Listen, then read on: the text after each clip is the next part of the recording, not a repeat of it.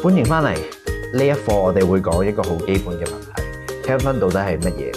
大家可能覺得咧藥物係我哋增強性愛係一個好新嘅現象，但其實咧人類咁做已經有幾千年歷史啦。我哋今日會由歷史講起，然後睇下現代 Can-Fun 嘅定義同埋香港常見嘅術語。其實用物質嚟影響性體驗咧，喺人類嚟講係好古老嘅行為。喺古印度嘅典籍裏面咧，都有記載用大麻配合 Tantra 呢啲性儀式。印度教同佛教嘅某啲傳統裏面咧，藥草同性靈體驗其實係連結埋一齊嘅。古羅馬人就更加直接啦，佢哋會用酒精、鴉片同埋各種草藥咧去增加性慾同埋性能力。羅馬嘅宴會文化大家聽得多啦，酒同性係分唔開嘅。中國古代都有類似嘅傳統，喺幾千年以嚟，人參、鹿茸各種補品都係用嚟壯陽嘅。而道家傳統入邊都有用丹藥配合房中術嘅一啲記載。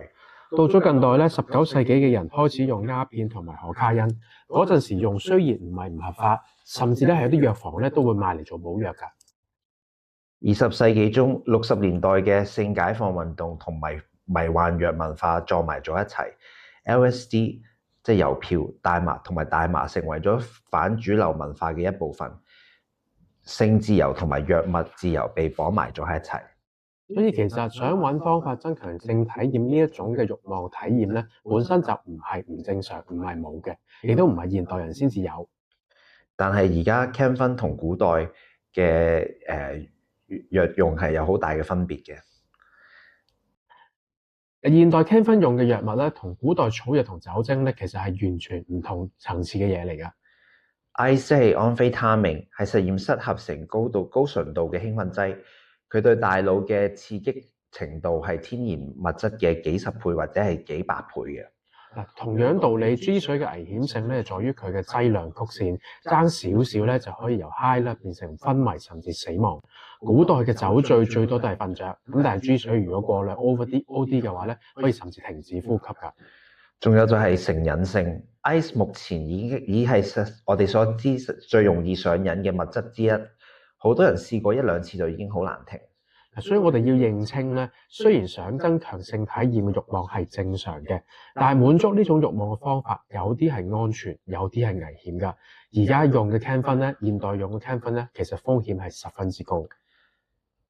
Can-Fun 嘅定義，係乜嘢為之現代上面嘅 Can-Fun 呢？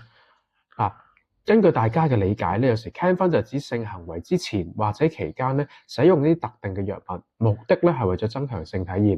呢啲現象咧，主要現在係出現喺 GBMSM 社群裏面，即係男嘅性接觸者社群裏面。其實全球唔同嘅地方都有唔同嘅叫法，英國、澳洲多數叫做 Chemsex， 美國叫 Party and Play， 簡稱 PNP。香港咧最常聽到嘅咧就係叫 Can-Fun 啦、CF 啦、Hi-Fun 或者 HNH。HNH 即係 High and Horny， 用咗藥之後性慾大大提升嘅狀態。要留意啦 ，Can-Fun 唔係指所有嘅娛樂性嘅藥物嚟嘅。喺 club 裏面跳舞食煙，如果冇性行為咧，嗰啲都唔算係 Can-Fun。Can-Fun 係特別指藥物同埋性行為連結埋一齊嘅情況。喺香港 Can-Fun 最常見嘅藥物有幾種，例如 Ice 即係冰啦、甲基安非他命啦，令人極度興奮，甚至可以連續玩幾日添。G 水即係 GHB 或者 GBL， 令人放鬆、降低壓抑，但係劑量好難控制。仲有 K 啦，即係 Ketamine， 喺香港好常見，有令你覺得放鬆嘅感覺。Poppers 啦，嚴格嚟講都唔算係非法藥物，但係都好喺 Can-Fun 場景上面好常見嘅。加埋一齊咧，就有時叫做 VIPG， 即是偉哥啦、冰啦、Poppers 同 G 水4樣嘢。呢4樣嘢咧，喺香港裏面咧，成日都係常見嘅組合嚟嘅。喺 Apps 或者圈子入邊，你可能會聽到好多本地術語，呢啲術語可以幫你了解翻呢個現象。頭先講個 CF 即是 Can-Fun 嘅簡稱啦。如果 profile 見到有 CF 咧，就知嗰個人好有機會都係玩 Can-Fun 噶啦。BBCF 即係 Bareback Can-Fun， 即係解無套加 Can-Fun， 風險更加高幾倍。再危險啲嘅，有啲人會話自己係 SLAM 啦，即係用針筒注射藥物，通常都係注射冰㗎。呢個係差不多最高風險嘅使用模式。G-Hold 或者係 G 咗，即係 G 水過量而昏迷。呢個好危險，可以死人㗎。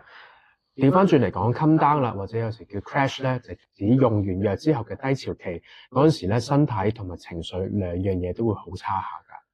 Sober 或者係 No BBCF，即係佢哋唔用藥，亦都唔玩 cam 分。有啲人會寫明自己係唔玩 cam 嘅。嗱，今日我哋頭先就講咗人類用藥物嚟影響性愛嘅歷史、現代 cam 分嘅定義，同埋一啲喺香港常見嘅 cam 分術語。